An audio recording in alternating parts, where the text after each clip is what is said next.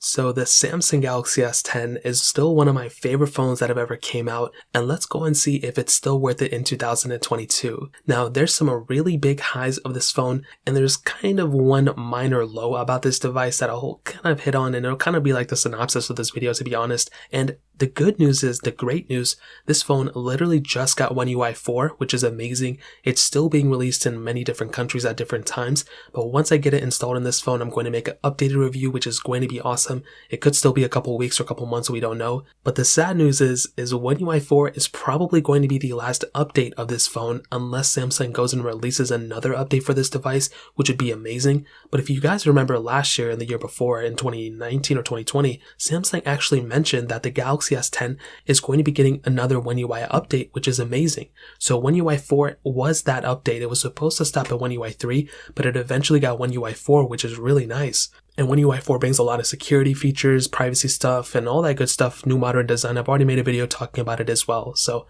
the Galaxy S10 getting that update, which is beautiful. And this is one of my favorite phones of all time. Not only one of my favorite Androids or one of my favorite Samsungs, this is one of my favorite phones of all time. Because of the difference from a Galaxy S9 to a Galaxy S10, this device still looks so beautiful. In 2022, 3 years after this phone being released, it's still one of my favorite looking phones of all time. On the front, you have that beautiful 6.1-inch dynamic AMOLED display, 1440p, and it's still such a good looking panel after all these phones that have came out. The Galaxy S21s, the iPhone 13s, the OnePlus 9s, all these phones that have came out. The S10's panel is still extremely good. It's a hole punch display, but I still think it's beautiful. There's no 120Hz, there's no 90Hz or anything, but it's such a good looking panel, and I'm such a huge fan of the design of this phone. But that's not all. This device has an inbuilt fingerprint sensor, which is kind of common now, but something that's not common is the headphone jack, USB Type-C with Samsung DeX, and that micro SD card slot.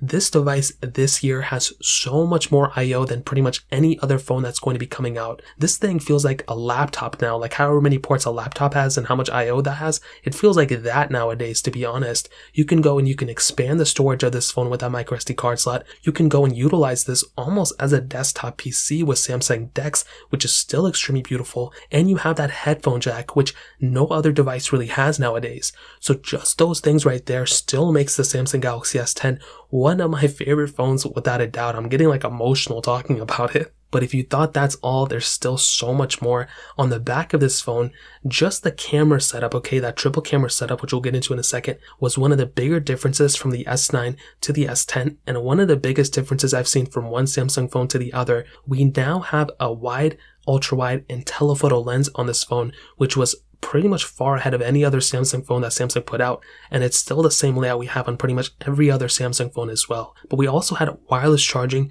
and reverse wireless charging as well on this phone, which again is just so crazy. This phone was that flagship that Samsung had, and to be honest, I think this was peak Samsung. I think they did a really good job with the S20s. I think the S21 Ultra last year was an amazing device, but the S21 I didn't really love. The S20 was a great phone, but the Galaxy S10 was just that top peak Samsung in my opinion. So the outside, that pretty much covers it up. We kind of spent 30 minutes talking about it, but that camera quality was another big advantage for this phone.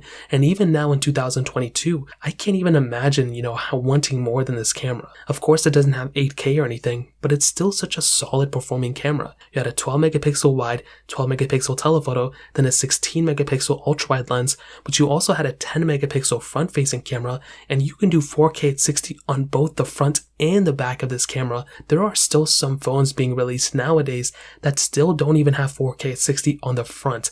This device had it back in 2019, and even back then when I was comparing this camera in 2019 compared to all the other iPhones and other Samsungs and all these other OnePlus devices, I was still surprised how well the Galaxy S10 did, and 3 years later, I'm still saying how great of a phone and how great of a camera this thing is. It's not perfect. I think the UI still needs a little bit of an improvement, but Samsung has always done a great job at packing a bunch of features in their cameras.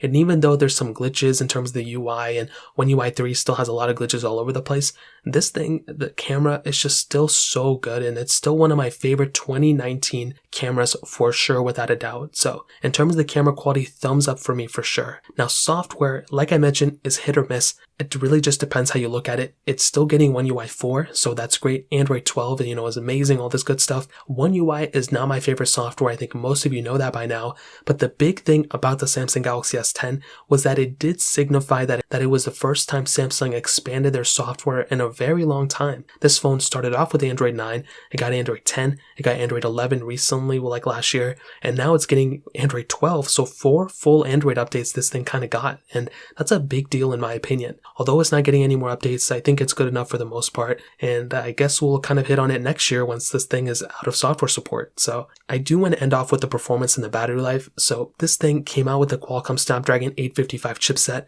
the Adreno 640 GPU, and there were a couple of different models. So the base model only had 6 gigs of RAM. The top tier model had 8 gigs of RAM. My specific model had 6 gigs of RAM. So definitely not a bad thing. I've actually compared this phone against the S20, the S21, a ton of other iPhones, and I've done so many speed tests. And this device's RAM is still really good. I kept thinking this thing had 8 gigs of RAM, but 6 gigs even is more than enough for me. I've had a really good experience with this phone. Now, I will tell you, the experience is a little weird. On One UI 3, it's definitely glitchy. It's definitely not as smooth as it used to be, but it's still a speed powerhouse.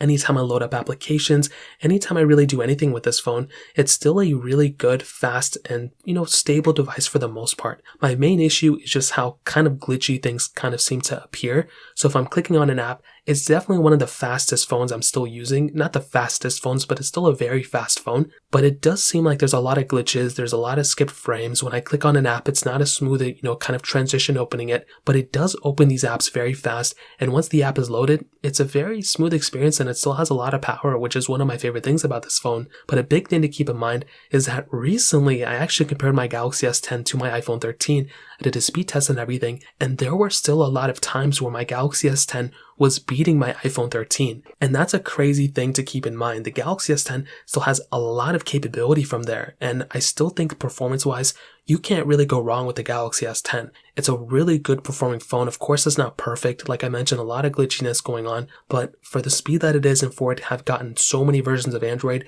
I think I'm a huge fan of this performance. I personally would probably recommend it like a Pixel 6 or a Galaxy S21, but this is still a pretty good performing phone without a doubt. So that covers it up there. I do want to end off with the battery life because this stuff is crazy. 3400 mAh battery. I definitely do think, much like the performance, I think it was better with One UI 2 and probably even the original One UI, but it's still a pretty decent performing battery, and mine has degraded a little bit too, which is something to keep in mind. But if you're buying it brand new, it's going to be a different story. But you do have a reverse wireless charging, which is an amazing battery feature and one of my favorite things about this phone as well. So overall, I do want to tell you the whole entire package of the Galaxy S10, the Samsung Galaxy S10, even now in 2022, is still a very good device. I'm a huge fan of it. When you look at this phone and you're looking at it right now, it's such a good looking device. How hard is it? I mean, you look at this phone, it's beautiful. 6.1-inch 1440p OLED panel, USB Type-C headphone jack, and microSD card slot. You can't really go wrong with these things.